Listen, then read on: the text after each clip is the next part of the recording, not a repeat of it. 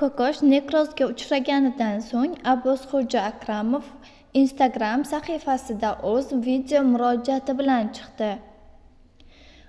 Abbosxo'ja Akramov o'sha videoda shunday deydi: Assalomu alaykum hurmatli tomoshabin, kanalimizdan uzoqlashmang, obuna bo'lib, like bosishni unutmang, eng tezkor va eng so'nggi yangiliklarni o'tkazib yubormang. Abbosxo'ja Akramov shunday deydi: Hammaga assalomu alaykum.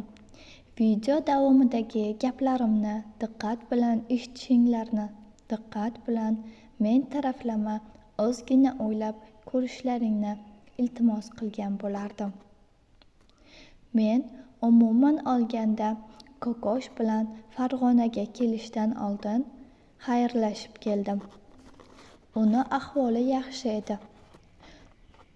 Tuzilish jihatidan yaxshi edi. Chunki Kokosh bilgan narsalarni men ham bilaman.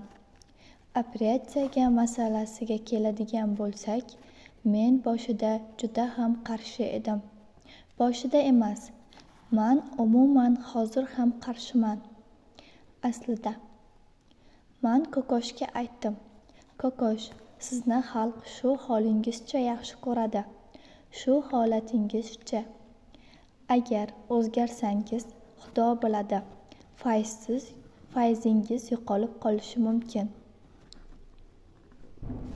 Qildirmang. Shu operatsiyani kerakmas. Undan ko'ra zal gaplashib beraman, deb aytdim. Endi o'rtoqlar, hamma narsa Xudodan. Peshonaga yozilgan narsa bo'ladi. Hech qachon hech kim qochib qutulmaydi.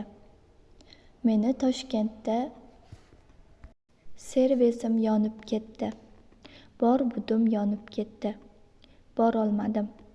Sababi men oilamni birinchi o'ringa qo'yaman. Har bir erkak kishi menimcha oilasini birinchi o'ringa qo'ysa kerak. Menimcha shunaqa deb o'ylayman. Yana bilmadim.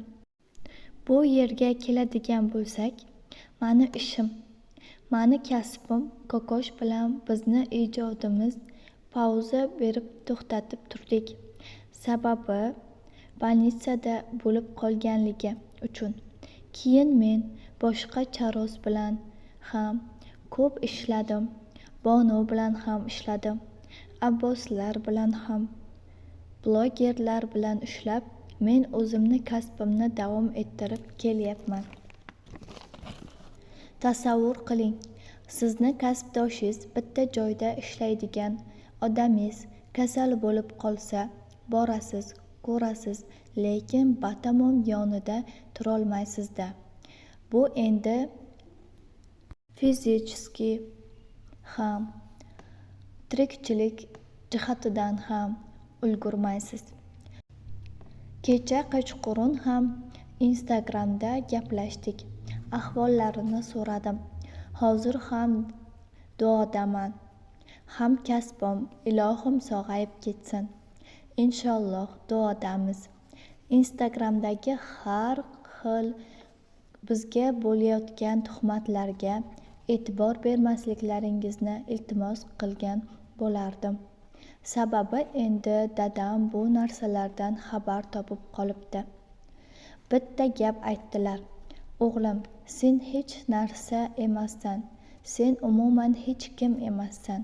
Hattoki bizni Rasulimiz payg'ambarimizga ham shunaqa tuhmat toshlari otilgan, dedi. Bu sinovdan Xudo xohlasa birgalikda o'tamiz. Meni ijodimni avvaldan kuzatganlar meni juda yaxshi biladi. Ijod o'z yo'liga, hayot o'z yo'liga. Bizlar shaxsiy hayotda adovatli emasmiz. Biz bir-birimiz bilan urushgan joyimiz yo'q. Kokosh bilan yoki bir-birimizni so'kishib, bir-birimizni tepib o'tgan joyimiz yo'q. Hammasi yaxshi. Kecha ham gaplashdik. Kokosh, siz kuchlisiz. sog'ayib ketasiz. Eng muhimi sog'liq. Sog'lig'ingizni ehtiyot qiling. Bizlar duodamiz. Men borganim bilan hech narsa qilolmayman. Atrofida do'stlari bor, ko'rib turibman. Blogerlar hammasi qarashib turibdi. Men Farg'onada, oilamni oldidaman, ota-onamni oldidaman. Bayramni tugatib, inshaalloh 6-kuni yo'lga chiqib boraman. Endi fikrlarim tarqoq to'g'risi. Ko'p narsalarni balki gapirgandurman, balki gapirmagandurman. Endi erkak kishi hamma narsani ham aytavermaydi. Haqiqiy erkak dardini ichiga yutadi.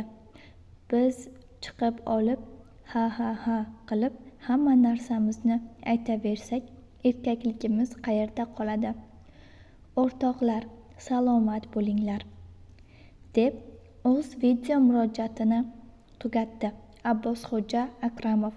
Sizning fikringizcha, Abbosxo'ja Akramov haqiqatdan ham to'g'ri yo'ldami? To'g'ri yo'l tutdimi? O'z fikrlaringiz bizga qiziq. Kommentariyalarda javoblaringizni kutib qolaman. Xayr, salomat bo'ling azizlar.